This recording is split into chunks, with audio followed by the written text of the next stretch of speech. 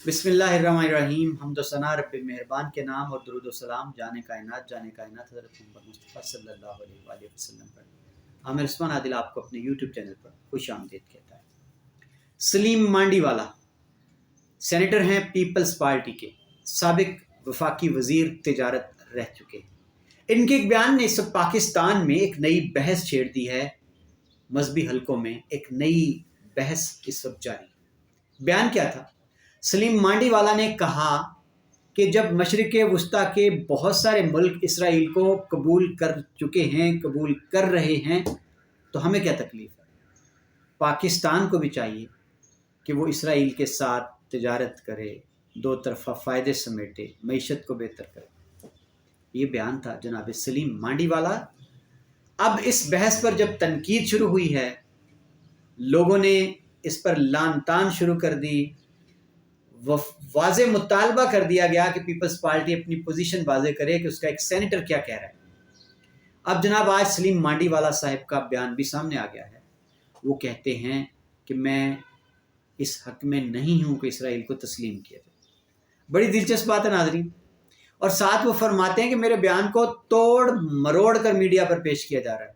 मैंने कब कहा है कि इसराइल को तस्लीम कर ले? मैंने तो ये कहा था कि वसीतर मफाद देखा जाए, पाकिस्तान को भी अपना फ़ायदा सोचना चाहिए। हर मुल्क अपना फ़ायदा सोचता है। नाज़रीन, आप क्या समझते हैं, ये एम ही है? ये शुरली जो दूसरे तीसरे दिन छोड़ दी जाती है इसराइल के हवाले से, जनाबे वाला, ये एक राह है जो बाकायदा तौर पर हमवार की जा रही है। ये कौम का मिजाज, मूड और रद्द अमल चेक किया जाता है कि ये कौम जो है, कल को अगर इसराइल को वाकई ही तस्लीम कर लेने की बात शुरू हो जाती है ओपन फोरम पर, तो कौम रद्द अमल क्या देगी। ये सारा कुछ इसलिए हो रहा है। अभी पिछले दिनों एक वफद गया था इसराइल, उसमें पाकिस्तानी नयाद अमरीकी शहरी शामिल थे।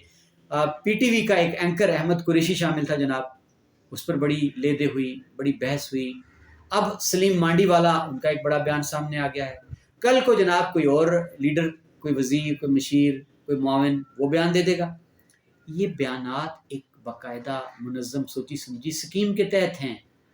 रद्द अमल कौम का चेक करना है। मैं इस व्लॉग में जनाब सिर्फ ये कहना चाहता हूँ कि खुल के करें ना जी जो करना है। क्यों आप इस तरह पसे पर्दा रहकर ये ड्रामे कर रहे हैं?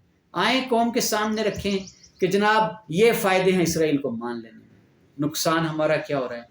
सऊदी अरब के राब्ते, तुर्की के राब्ते, यूएई के राब्ते खुल चुके हैं, तो हमें क्या है? पाकिस्तान अपना मफाद क्यों नहीं ले सकता?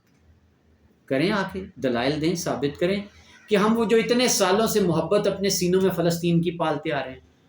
बाबा कौम कायद-ए-आज़म मोहम्मद अली जिन्नाह का हम फरमान बार बार कोट करते हैं कि बाबा कौम ने कहा था कि इसराइल एक नाजायज़ रियासत है, हमारी पीठ में छुरा घोंपा गया है। तो जनाब ये चूरन बेचना बंद कर दें, जो करना है खुल के करें, आकर ये ड्रामे बंद करें। बहुत शुक्रिया नाज़रीन, ये था आज का वीडियो।